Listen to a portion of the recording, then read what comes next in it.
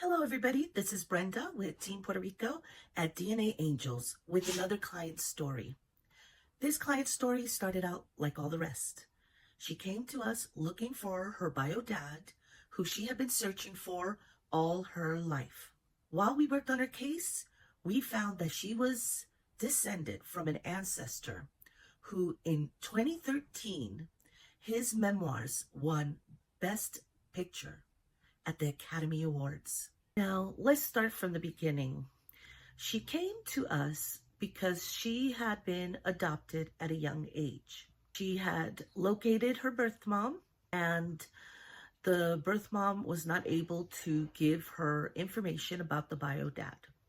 So she took a DNA test and came to us. Now, this doesn't really matter or pertain to the case, but what I found very moving was this young lady in her profile had stated that her whole life she wanted to know who her bio dad was, and she was seeking anybody to go ahead and give her some help and to listen to her. And I was very fortunate that I was connected with this young lady and that I was able to help her. So right away, we found out who her bio dad was. It wasn't very difficult, which was surprising because in African American cases, sometimes they can take a long time. And the reason for that is because once you start going past a certain year, you are finding that there's very little information about the ancestors. And that, of course, being that, well, in the United States, there was slavery.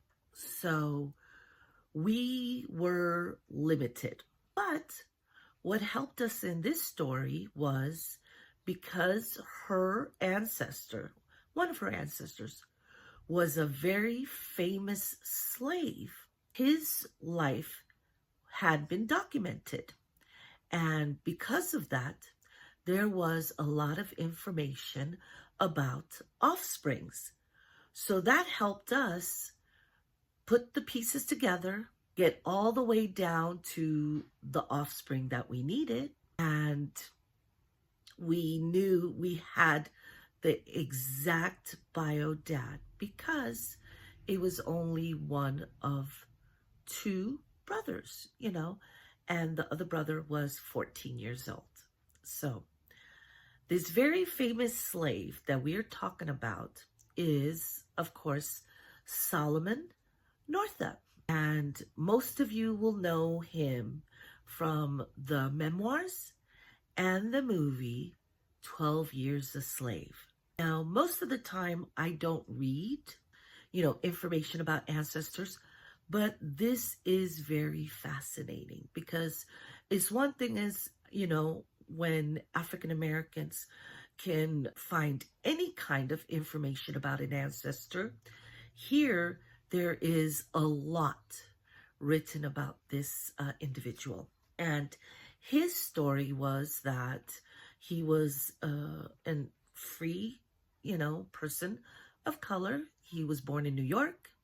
He was born to a freed slave and a free woman of color. And so he was educated. He was living in New York. And he got a gig because he was a musician. He was a professional violinist. And he got a gig to go to D.C., where, of course, slavery was legal at the time. When he was there, he was drugged and he was kidnapped and shipped to a plantation in New Orleans, where he was held captive for the next 12 years. And when word got back to his family in New York on which plantation he was being held, they sought the help of the governor of New York, and they were able to go ahead and acquire his, freedom. That very first year, he wrote his memoirs, I think with the help of another person. And the people who had kidnapped him were arrested, tried to go ahead and have these court cases for them, quite a few, and each and every time nothing came of it. And of course, those people weren't punished at all. So because of this man, very educated man, who went ahead and wrote his memoirs, and, you know, the children that came afterwards, and, you know, nieces and nephew, then, you know, this has been a very documented pedigree. And that led, of course, to this young woman's bio dad. Now, that's the historical aspect of it. And, you know, this helped us solve her case. But I want to tell you about when we, you know, told her who her bio dad was. She was so ecstatic. She reached out to him immediately, and he was very responsive. He said he did remember her mother. He did know that this day might come because he had known that the mother had specified that she had had a baby, but she disappeared from his life, and he never knew what had become of that child. When they went ahead and connected, because she lived down south and he lived up on the East Coast, so they weren't able to meet in person. And she's a young woman with 4 children, so it can be very expensive traveling. But she said they were in contact every single day on the phone. And she relayed a post. She actually posted about her experience and how she would wake up every single day and check her phone to see if she had dreamt it. She wanted to check to make sure the pictures were still there, the texts of them speaking every day. She could not believe that she finally had her dad in her life.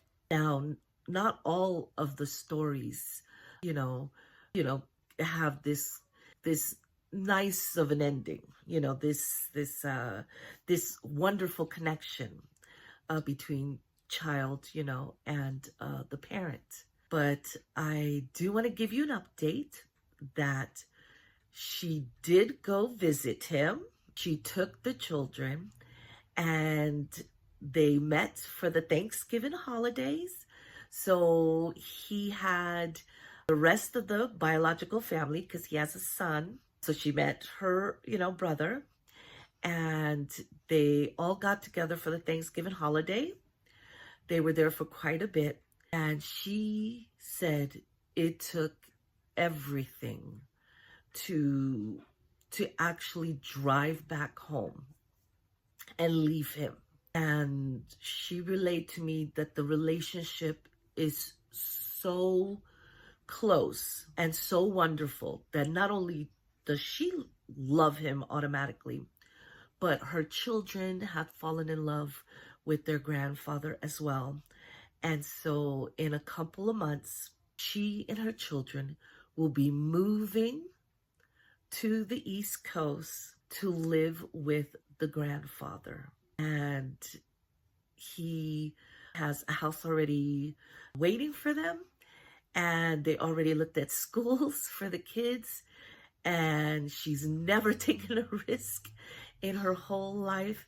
But she's really excited about this one because she said she finally has the support and love that she's been seeking all her life.